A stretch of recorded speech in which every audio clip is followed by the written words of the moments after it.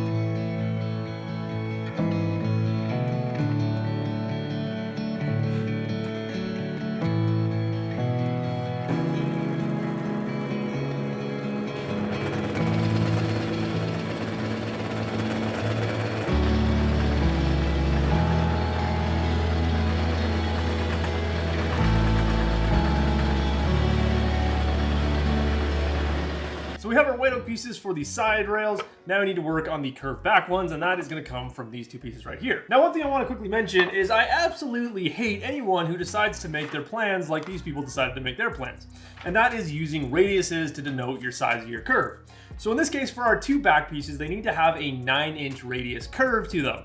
Now, the problem is in the shop, there's no good way to measure this. There's no good, accurate, reliable way, time and time again, that you can measure this without doing something like cutting an 18-inch diameter circle, doing stuff like that. And the problem is, if that was the only way that you could denote that in the plans, you could actually give a measurement for what that curve needs to be, I'd be fine with it. I could learn how to do it. But the problem is I know this from doing my own furniture design and the plans that I use in all my pieces of furniture that I've built. I never use a radius curve, even though that's what in SketchUp I can click on the curve and it'll tell me the exact radius that it wants it to be. I don't ever do it that way. In the plans that I sell on my website, I never would have that in those plans because it's the stupidest way you can possibly label something. The best way to denote curves in a set of plans is to figure out what size the original piece needs to be. Now, in this case, these plans do actually have something similar to that. In the cut list here, they do actually give you the kind of the rough size that you need in order to get that piece out of it, which is helpful and helps you eliminate some of the kind of the randomness of making this piece. So I now have both of these pieces cut to the size that I know I need them to be. So now I know that I always want to keep this edge and this edge parallel to each other so they actually line up with the rest of the construction of this thing. And so now all I need to figure out is that 9-inch radius curve. So all the person that was making these plans would need to do in order to make this a 30-second job instead of a big convoluted job of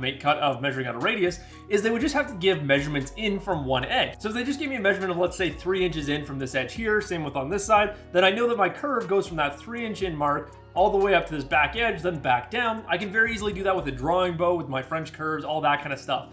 It's super easy to do it that way, and that's how I've always dealt with my curves. But time and time again, I keep running into these plans that only will use radiuses. Everything from these sled plans that I got for free, up to rocking chair plans that I've paid decent money for that will give me a 47-inch radius for the rockers, there's no way for me to accurately measure that and lay that out. We're gonna try and take a piece of wire or string, make sure that it is 9 inches long, and then we're gonna pin it to my workbench. We're gonna set this piece back at the set distance so that when we draw that arc and use that fixed radius, our pencil should go and follow that exact 9-inch radius that we need. The other option is just taking a piece of plywood over to the bandsaw, using my circle cutting jig that I could set it to a 9-inch radius, cutting a full circle into a piece of plywood like this, and then just using that to trace our pieces.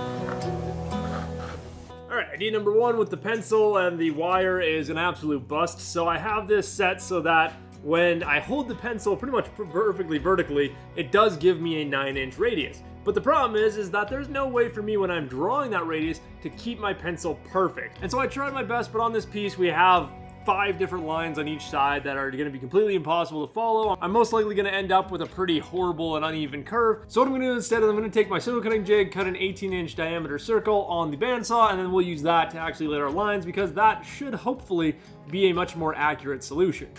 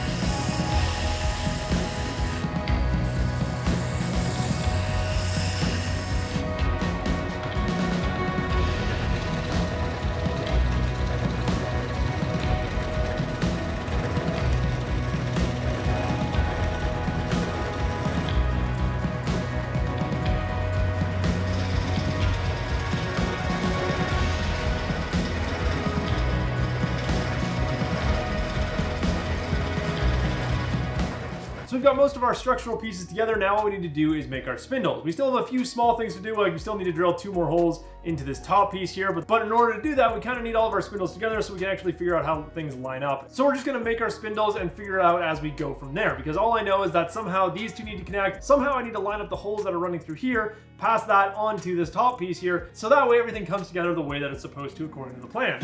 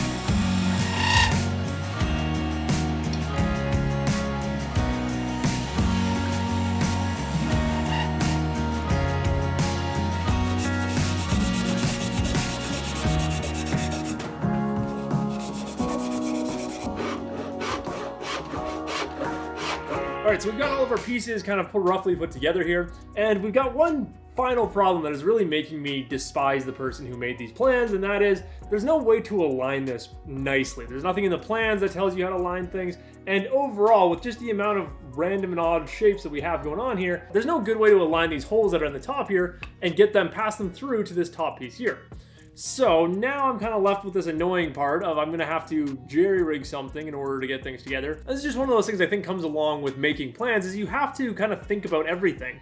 If you're the one making the plans, you have to think about how you're going to align different areas, how you're going to join different pieces to that. You can't leave anything really up to the imagination. The whole point of working off a set of plans is that it needs to be pretty clear and precise. So in this case, there should be an obvious solution in the plans in how to actually connect these pieces together. Even in the written section, there's no clear instructions on how to line anything up here. So obviously, right, the way I have it set up now, all we have to do is figure out the alignment. So we know that our bottom piece here sits square up against the two sides. Then all we have to worry about is the angle of this top part, because that will define how it lines up with these two. But the other thing we can look at is the square edges on this top part, because luckily I did not follow the plans and I left those square for now. Same with the ends on these top and bottom pieces. I left everything square right now, so it's super easy to line things up until we get all of our holes drilled. So all we have to do is we have to get those edges lined up with the edges of these top pieces, and we have to make sure that this bottom piece is square between the bottom two pieces.